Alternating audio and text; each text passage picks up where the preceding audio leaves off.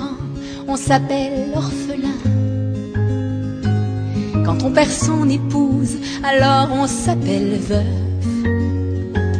Quand on perd sa jeunesse, bien entendu, c'est vieux que l'on devient. Mais quand on perd son gamin, il n'y a pas de mots, il n'y a pas de nom pour décrire le père. Celui qui porte son garçon au cimetière.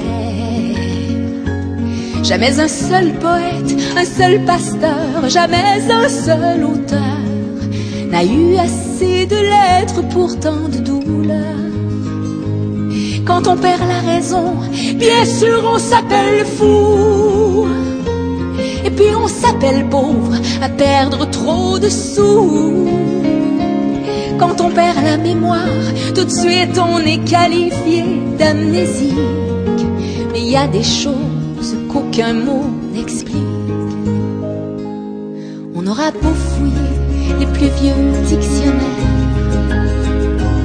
posséder le plus vaste des vocabulaires,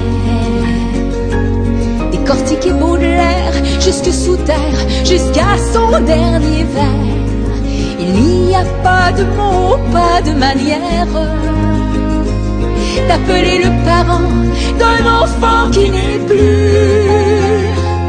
Il n'y a pas de mots pour ça qui soit connu.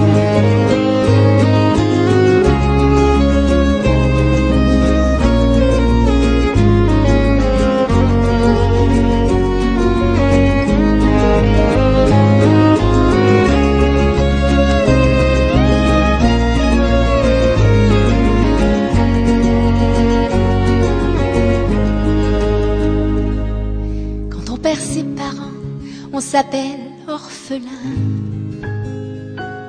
Quand on perd son mari, alors on s'appelle veuve. Quand on perd son petit, c'est évident, il n'y a pas de mots. Pourtant il y en a des mots qui nous émeuvent.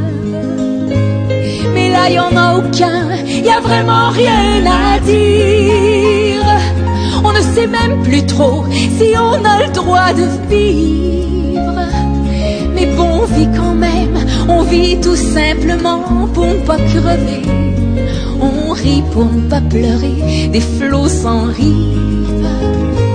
Oui, on vit parce que lui, il ne pourra plus le faire.